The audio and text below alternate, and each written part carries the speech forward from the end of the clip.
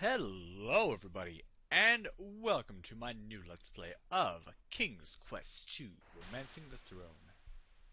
Now on this channel as of this point, I've already done the VGA remake of King's Quest II. Just letting you know, if you've seen that one first, this one is quite a bit different. I mean, it's the same basic concept, but well, you'll see for yourself. You'll just have to watch both and see the differences. Anyway, we are now here at the island of Kolyma. So we are no longer in Daventry as we were in King's Quest 1. Because we need to find ourselves a queen, and she's locked in a tower. So, without further ado, let's get started. Alright, King Graham. Pimping it with the awesome feather hat. And it's really quiet now, but that was some cool effects with the waves crashing and the sounds and everything, you know. For back in the day, that was pretty advanced. Sierra was breaking new ground all the time. And what do we have here? That is a very large mailbox. Like, it's kind of weird how unproportional everything is, like, but at the same time, it makes it so you can recognize what it is. Because that is obviously a mailbox. So just like the first game, this is, parsed so that you have to type in what you want to do. So you type in the verb and the object that you want to use the verb on, and you get your solution. The mailbox has the words Grandma's house written on it. Mailbox. Ooh. Oh, why did I walk over that way? So, like any good and just king, we will steal from an old lady. Alright. Now in this game, this being a Sierra game, especially an early one, it is possible to die a lot. This door right here, you knock on and enter, there is a chance there will be something inside that will kill you. So what you always want to do is save. And this being Scum VM, it has this little special save box. So let's type in Grand. Oh, come on. I think or you can. For some reason, you have to start with 1, even though there's a 0 right there. Alright, so let's knock. Yes, I can. Knock door. Alright, open door. So we're not gonna die because it's grandma here, just grandma here.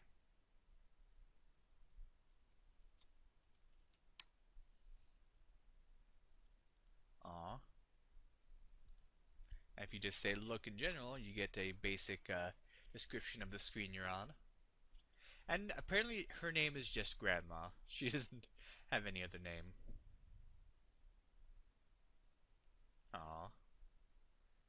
Let's see. So, talk Grandma.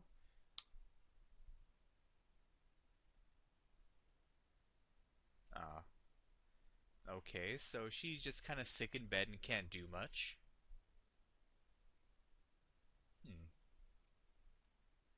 Oh well.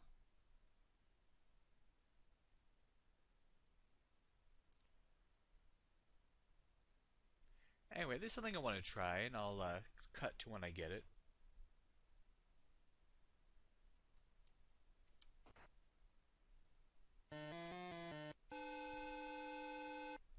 Yeah, this is what happens.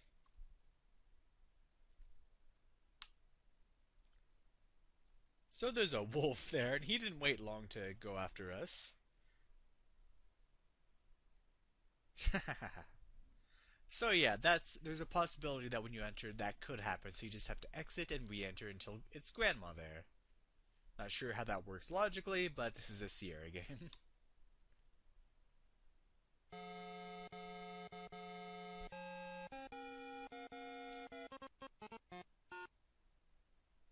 And of course we get that music and this little message.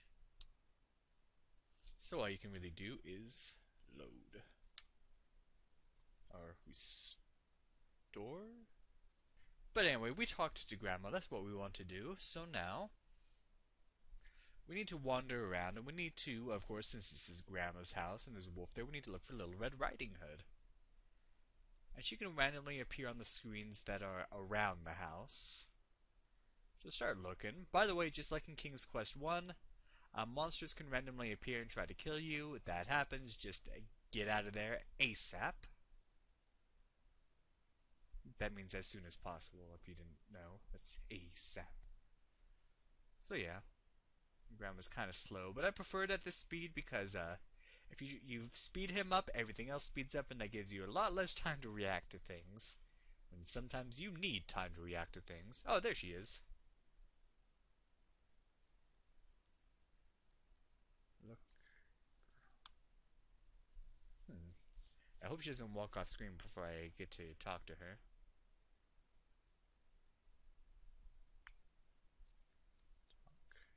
Girl.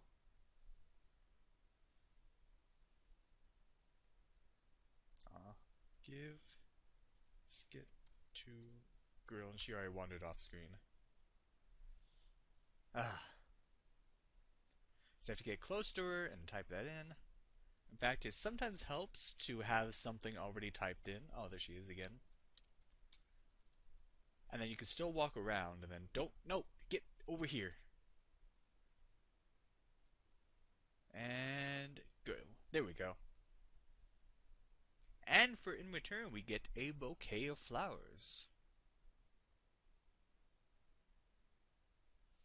Alright. Yay, and she's happy now and skipping. Isn't that adorable? A lot better than Possum in the VGA remake. Oh, that voice. Hello, Third Mom. Anyway, let's look at this.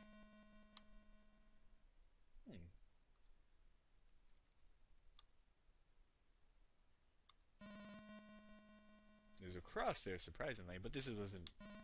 Oh, I guess we get a cross at some point in the game if it says that, but just remember, this isn't a Nintendo game, so they can show crosses as much as they want without prissy people being offended. Alright, so... see, around the monastery there should be a fairy that appears. But it doesn't really work. It's just like in King's Quest 1 where you can get that protective spell that lasts for a little bit. So don't worry about that. It's not necessary. Let's just look again. Da-da-da, open the door.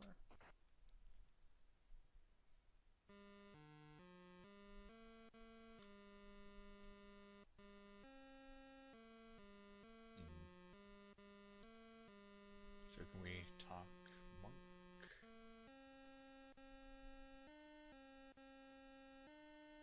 Oh.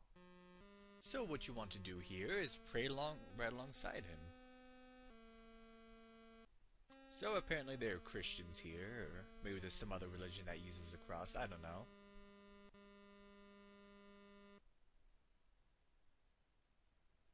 Oh. Graham. Oh, he has.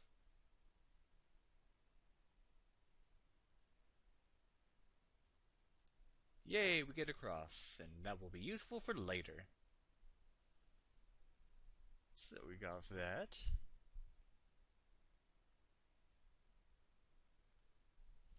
Let's what's he? Oh, hey, it's the fairy.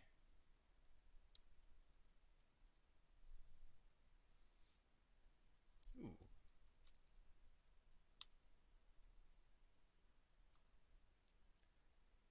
So she's going to give us a protection spell.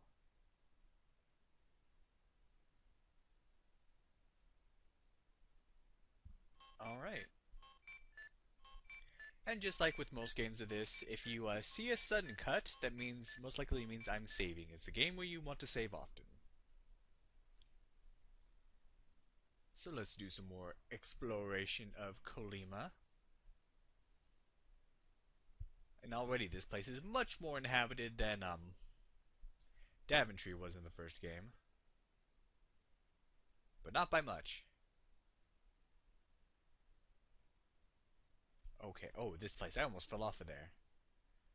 Oh man, this place. Now this bridge. Let me tell you a little something about this bridge. You can only cross this bridge a total of 7 times, and guess what? In order to complete this game, you will need to cross this bridge a total of 7 times. Meaning, if you unnecessarily cross it once, the game becomes impossible to win. You heard me right. You cross this game one more time than necessary, and then go throughout the rest of the game. Once you go to cross it again, it will fall, and that will be that. In fact, let me show you what happens. Actually, do you know what? I will just show you when I have to cross it for the very last time, just to save time here. So that'll be near the end of this. So just remember. So you can cross it here. So that's 1. And this is the door that I was talking about. It's saying that we need to find 3 keys for it. So now you need to look at this door now in order to be able to solve the first puzzle to get the first key. Because every time you get a key, you need to come back to the door, use it, and it'll give you another piece of the puzzle. So look. Okay, not going to say anything about the door, so let's just look at it. There's an inscription on the door. Whoever chooses to seek the key for this door will undoubtedly make a splash. So you actually need to read that in order to be able to progress with the plot. So now, let's see.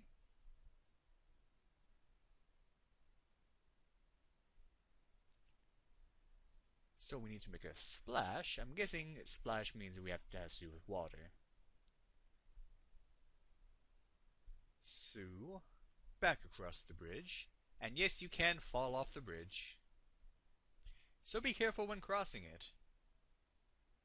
Luckily, it's pretty big, so you don't really have to worry about too much. But yeah, this is the second time we're crossing it. Remember, it's 7 times.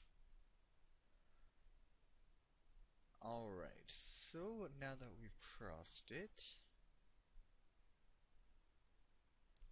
make a splash. I'm guessing there's the first water we've seen is the ocean, of course.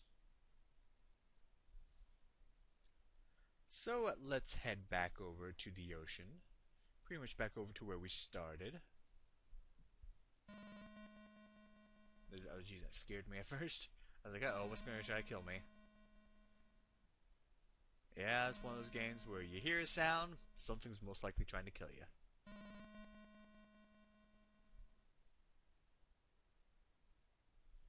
And of course, there is one type of enemy that you run into that won't try to kill you, but will try to steal stuff from you. Luckily, unlike in the first King's Quest, you can actually get that stuff back. I'll explain more about that when that becomes relevant.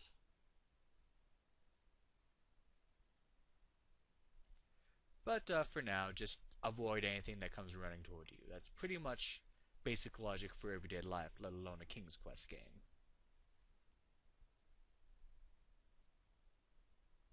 So past Grandma's house.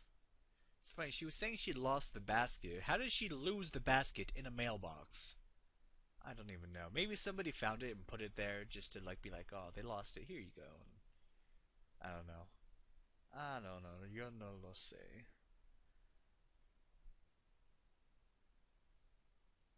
So, where we can make a splash, of course, is the ocean.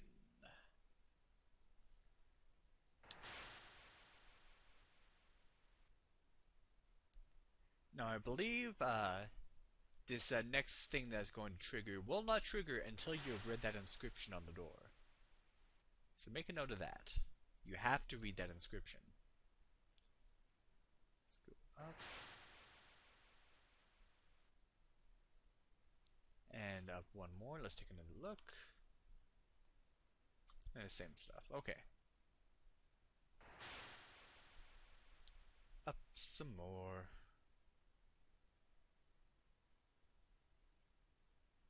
Okay, I guess I have to go around here. I wasn't sure. Yeah, if you seen the VGA version of this, seen my playthrough of that, you'll know that, like I said, it's pretty much basically the same stuff except without the storyline. The VGA version has like an whole overarching storyline, whereas this is sort of just like one basic quest.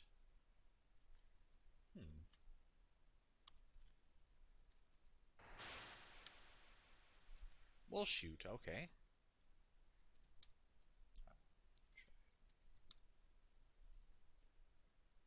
Yep, he just shoves it right in his pocket. Isn't there something like that always in Monkey Island 2, where you actually have to break a bottle, and then when you see Guybrush put it back in his jacket, you see him like jump with pain because he put it in there too fast? I imagine Graham did that when he shoved the trident in his pants. Alright, so we have that. Now let's keep exploring. Wonder what we're going to be using that for. Get around this seaweed that's on land for some reason.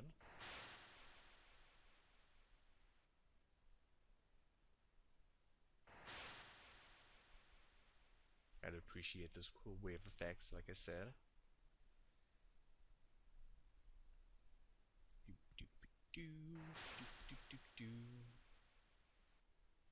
Yeah, this was a game back in the day, folks, and unfortunately I don't really remember this game much from my childhood because even though I remember having the box lying around, for some reason there was always a disc missing. So I always played a King's Quest 1 and King's Quest 3, but almost never this game. Like, I hardly remember it from my childhood. I think the first time I played it all the way through was, I was like a teenager and I bought the whole King's Quest collection, 1 through 7. It was pretty awesome. Ooh. Alright. So, take clam. Oh, clim. Take clam. Ooh. So let's see what's in our inventory. Or I'll just do it the old-fashioned way. Or you have to press tab. Try it and press the clamshell, bouquet of flowers, crust. So pretty much you didn't bring anything with you when you came here. So make a note of that. Alright, so we now have ourselves a clamshell.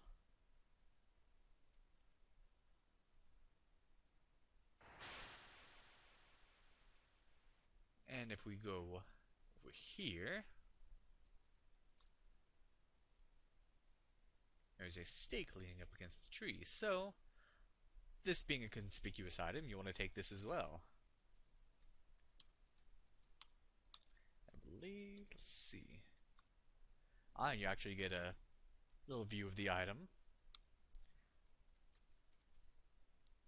So let's look at what we have so far.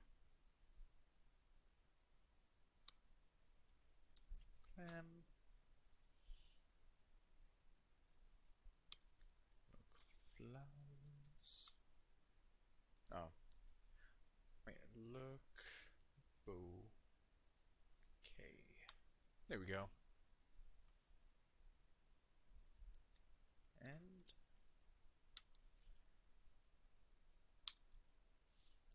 so we already have a formidable inventory to work with.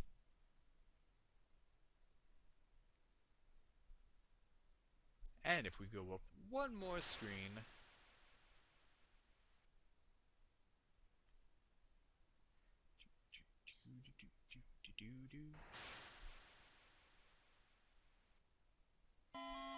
hello.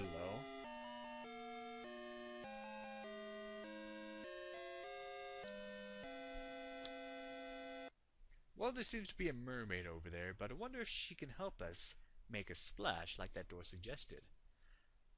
But how will we convince her to help us? Well, you're just gonna have to find out next time on Let's Play King's Quest II.